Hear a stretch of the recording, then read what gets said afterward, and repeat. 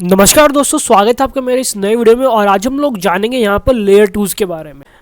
Layer twos को जानने से पहले आपको पता होना चाहिए कि इथेरियम क्या है और ब्लॉकचेन और लेयर वन क्या होती है। तो अगर आपने हमारी इथेरियम वाली वीडियो नहीं देखी है तो मैं आपको रिकमेंड करूंगा कि पहले आप वो देखें, तब आपको यहाँ पर लेयर टू समझ आएगा। तो बात करते हैं लेयर टू के बारे में। लेयर वन से हम शुरुआत करेंगे, थोड़ा सा लेयर वन का ओवरव्यू लेंगे। तो लेयर वन ना वो एक मेन ब्लॉकचेन होती है जहाँ पर हमारा सारा काम होता है। फॉर एग्जांपल इथेरियम है। अब इथेरियम पे क्या होता है कि इथेरियम पे आपकी एग्जीक्यूशन भी होती है, जो कोड होता है हमारा वो रन या एग्जीक्यूट भी इथेरियम के ब्लॉकचेन के ऊपर ही होता है, वो सेटल भी इथेरियम के ब्लॉकचेन के ऊपर ही होता है, एंड स्मार्ट कॉन्ट्रैक्ट जो डिप्लॉय होता है वो भी इथेरियम की ब्लॉकचेन के ऊपर ही होता है। तो आप कह सकते हो कि सिक्योरिटी से लेके एग्जीक्यूशन से लेके सेटलमेंट तक, ट्रांजैक्शन कमिटमेंट से लेके सब कुछ जो है यहाँ पर इथेरियम की ब्लॉकचेन के ऊपर ही होता है। इवन जो वेरिफिकेशन होती है वो भी वहीं होती है।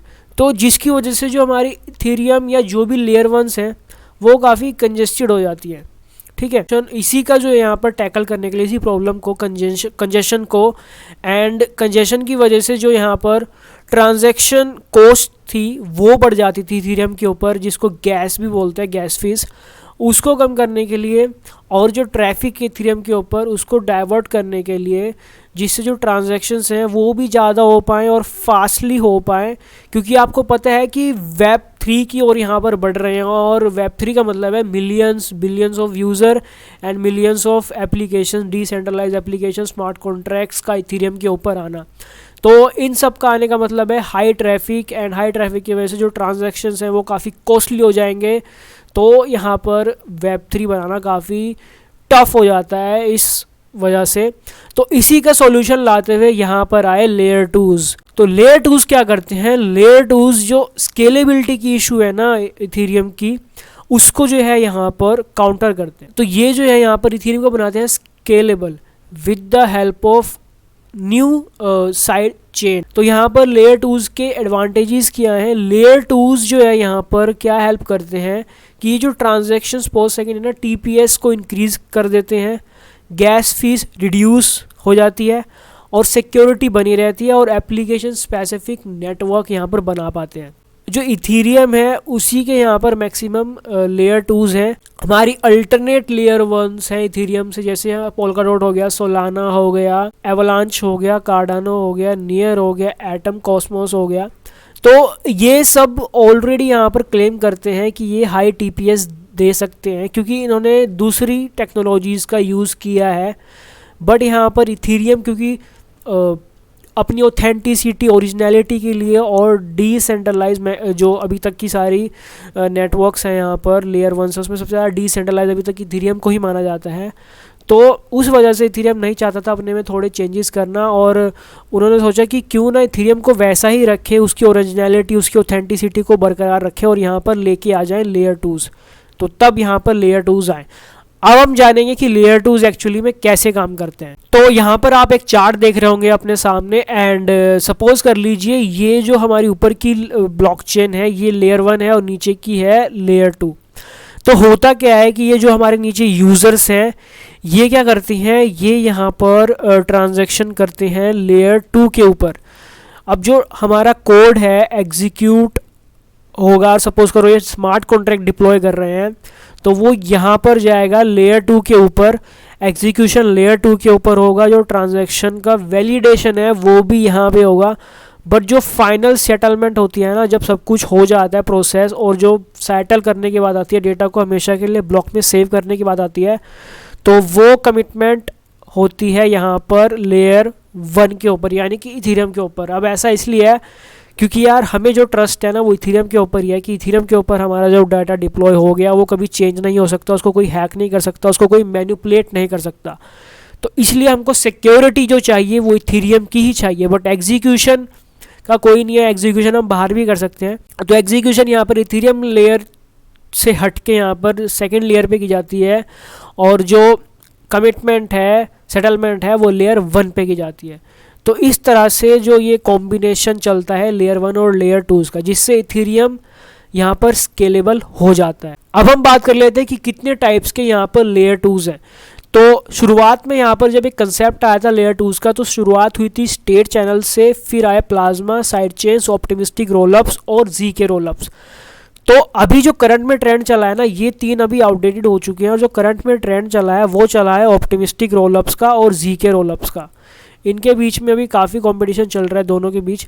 एंड जो ZK रोलअप्स है वो आने वाला ट्रेंड है। इवन इसके बारे में वैतालिक ने भी अपने ब्लॉग में बात की थी ZK रोलअप्स के बारे में, कि ये यहाँ पर एक्चुअली में इथेरियम को स्केल करने वाले हैं। कर ऑप्टिमिस्टिक रोलअप्स भी रहे हैं, बट इसमें न्यू टेक्नोलॉजी का यूज़ हुआ है ZK रोलअप्स में, जो कि कहा जाता है जीरो नॉलेज प्रूफ्स, जो कि एक काफ़ी कमाल की टेक्नोलॉजी है। तो अभी हम नेक्स्ट में अभी इन दो के बारे में ही हम बात करेंगे, इन दोनों को अच्छे समझेंगे कैसे एक दूसरे से डिफरेंट है ये रोलअप्स। तो देखो, जो हमारे रोलअप्स होते हैं ZK रोलअप्स और ऑप्टिमिस्टिक, तो सबसे पहले हम ऑप्टिमिस्टिक रोलअप्स के बारे में बात करेंगे। होता क्या है कि ये जो हमारे यूज़र्स हैं, ये यूज़र्स हैं, ये यूज़र्स हैं, और ये सपोज़ कर लो ये हमारे पास एक मैनेजर है यहाँ पर, स्टेट रूट मैनेजर। तो होगा क्या है कि जब यहाँ पर यूज़र्स अपने ट्रांजैक्शंस लेके आएंगे, तो वो इस तरीके से यहाँ पर इन स्टेट चैनल्स के अंदर रिकॉर्ड कर लिए जाएंगे। ठीक है, स्टेट चैनल्स के अंदर रिकॉर्ड करने के बाद उनको यहाँ पर जो है ब्लॉकचेन के ऊपर डाल दिया जाएगा। ये हमारी इथेरियम ब्लॉकचेन हो गई। ठीक है, ब्लॉकचेन के ऊपर जो है ऑलरेडी एक स्मार्ट कॉन्ट्रैक्ट डाला रहेगा ये इन रोलअप्स वालों की तरफ से। जैसे कि सपोज करो ऑप्टिमिस्टिक रोलअप हो गया, तो ये ऑलरेडी अपना एक स्मार्ट कॉन्ट्रैक्ट डाल के रखेंगे। और ये क्या करेंगे, अब खास बात क्या है यहाँ पर कि वैसे तो जो यहाँ पर ट्रांजैक्शंस होते हैं इथेरियम के ऊपर वो कैसे 1 बाय 1 होते हैं ना, बट ये क्या करते हैं, ये बैच बना देते हैं 100 ट्रांजैक्शंस का या 20 ट्रांजैक्शंस का। तो 100 ट्रांजैक्शंस अलग से ब्लॉकचेन के ऊपर 1 बाय 1 करने के बजाय ये उसको एक बैच के अंदर डाल देते हैं, जिसको स्टेट रूट बोला जाता है। तो सपोज करो कि ये एक स्टेट रूट है और इसके अंदर यहाँ पर हमारे 100 ट्रांजैक्शंस डल चुके हैं। ठीक है, और ये कंप्लीट यहाँ पर स्टेट चैनल बन चुका है। तो इन 100 ट्रांजैक्शंस को हम एज अ 1 ट्रांजैक्शन उस स्मार्ट कॉन्ट्रैक्ट के अंदर डिप्लॉय कर देंगे, जो कि इथेरियम के ऊपर बना हुआ होगा। तो हमारा जो कॉस्ट और गैस फीस लगी वो एक ट्रांजैक्शन की लगी, बट हमने यहाँ पर 100 ट्रांजैक्शंस डिप्लॉय कर दिए। इससे क्या हुआ कि कंजेशन भी नहीं हुई इथेरियम के ऊपर, सिक्योरिटी भी हमको मिल गई इथेरियम के ऊपर, क्योंकि फाइनल जो सेटलमेंट हुई है वो इथेरियम के ऊपर हुई है, और हम यहाँ पर फटाफट ज़्यादा TPS दे पाए, ज़्यादा ट्रांजैक्शन पर सेकेंड यहाँ पर कर पाए वैलिडेट। बट यहाँ पर अब जो मेन डिफरेंस यहाँ पर ऑप्टिमिस्टिक रोलअप्स और ZK रोलअप में आता है वो मैं बताने जा रहा हूँ कि जो ऑप्टिमिस्टिक रोलअप्स है ना, उसमें वेरीफाई नहीं होते हैं ट्रांजैक्शन। इसमें क्या होता है कि जैसे ट्रांजैक्शंस आए उनको स्टेट चैनल बना के डाल दिया जाता है इथेरियम के ऊपर। ठीक है, यहाँ पर वेरिफिकेशन नहीं होती है। बात अब ये आती है कि यार जब वेरिफिकेशन ही नहीं होती तो ट्रांजैक्शंस तो कोई क्या पता फेक कर दे, या ऑथेंटिसिटी क्या है ट्रांजैक्शन की कि वो ट्रांजैक्शंस रियल है या नहीं है।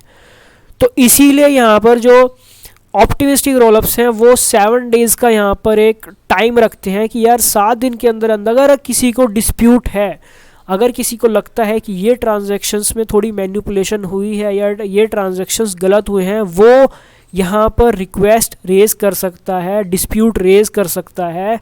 एंड अगर कुछ फ्रॉड पाया जाता है या कुछ मैनिपुलेशन सच में ट्रांजैक्शन के अंदर मिलती है हमको, जब हम वेरीफाई करेंगे बाद में, तो यहाँ पर उसका जो क्लेम है उसको वो मिल जाएगा।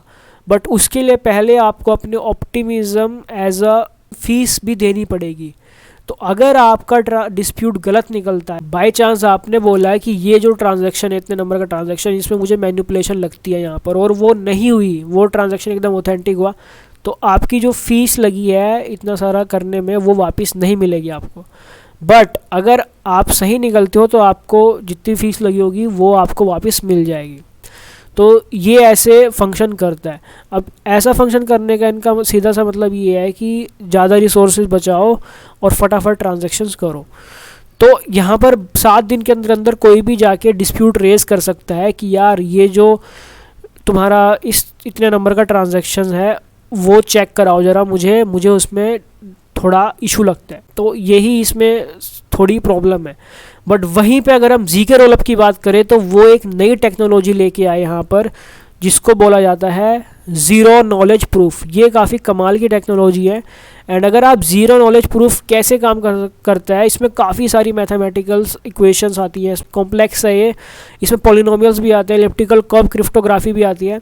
तो इन सब को आप यहाँ पर यूट्यूब पे अगर आपको ज़्यादा डीप जाना है तो आप समझ सकते हो। यहाँ पर हम थोड़ा ही बात करेंगे जितनी हमको ज़रूरत है कि ज़ीके रोलअप में क्या होता है कि सेम इसी तरीके से होता है सारा प्रोसेस, बट यहाँ पर with the help of ZK proofs हम बिना ट्रांजैक्शन की डिटेल जाने वेरीफाई कर लेते हैं कि वो ट्रांजैक्शन ऑथेंटिक है या नहीं। तो यहाँ पर डिप्लॉयमेंट होने से पहले ही जो वेरीफायर है वो ट्रांजैक्शंस को वेरीफाई कर लेता है। वेरिफिकेशन करने के बाद, जैसे माइनर बिटकॉइन में वेरीफाई करते हैं, इसी तरह की वेरिफिकेशन करने के बाद फिर डाला जाता है इनको ऐसे स्टेट चैनल्स के अंदर, फिर इनका बैच बनाया जाता है और फिर इनको यहाँ पर इथेरियम चेन के ऊपर डाल दिया जाता है। तो ऐसे यहाँ पर काम करता है ज़ीके रोलअप। और यही सबसे बड़ा डिफरेंस है कि वहाँ पर वेरिफिकेशन नहीं होती है पहले, और यहाँ पर पहले ही वेरिफिकेशन कर ली जाती है। तो कल को अगर कोई बोलता है कि हमको इस ट्रांजैक्शन में थोड़ा डिस्प्यूट लग रहा है, तो ज़ीके वालों ने तो भाई पहले ही कर रखा है, ये तो एकदम खोल के दिखा देंगे कि लो भाई, जिसको कोई डाउट है हमने पहले वेरिफिकेशन कर रखी है, तुम्हारे सामने है, चेक कर लो। तो इसीलिए ज़ीके रोलअप वाली टेक्नोलॉजी काफ़ी कमाल की है। तो ये है कि लेयर टूज़ जो है यहाँ पर मदद करती हैं यहाँ पर इथेरियम को स्केल करने में, कैसे कि जो एग्जीक्यूशन है डेटा का और जो ट्रांजैक्शन की प्रोसेसिंग है वो एक दूसरी साइड चेन पे करना, और जो सेटलमेंट है वो हमारी इथेरियम मेन चेन जो लेयर 1 होती है उसके ऊपर करना, जिससे यहाँ पर ट्रैफिक कम हो जाता है मेन चेन के ऊपर, और जो बर्डन है वो भी कम हो जाता है, और जो बर्डन है वो दूसरी चेन अपने ऊपर ले लेती है, जिससे यहाँ पर स्मूथली ट्रांजैक्शंस हो पाते हैं और कम फीस लगती है ट्रांजैक्शन करने में। तो जहाँ पर यहाँ पर एक ट्रांजैक्शन की फ़ीस में एक ट्रांजैक्शन हो रहा था, वहीं पे 100 ट्रांजैक्शंस हो रहे हैं एक ट्रांजैक्शन की फ़ीस में इथेरियम पे। तो ऑब्वियसली स्केलेबल बना दिया है यहाँ पर इथेरियम को इन लेयर टूज़ ने। अब हम बात कर लेते हैं कि किस टाइप के यहाँ पर लेयर टूज़ अवेलेबल हैं और कौन कौन से प्रोजेक्ट्स किस किस टाइप के लेयर 2 में काम कर रहे हैं। तो प्लाज्मा जो कि आउटडेटेड है अभी, उसमें हमारे पास ये सारे प्रोजेक्ट्स थे, ठीक है। स्टेट चैनल में हमारे पास ये सारे थे, और रोलअप्स जो कि अभी करंट में चले हुए हैं, तो ज़ीके रोलअप्स काफ़ी कमाल का है। इसमें हमारे पास ज़ीके ट्यूब है, लूपरिंग है, ज़ीके सिंक काफ़ी इनोवेटिव प्रोजेक्ट जो है इस फील्ड में काम कर रहा है, एजटेक है, हर्मेस जो है ये पॉलीगन वालों का है।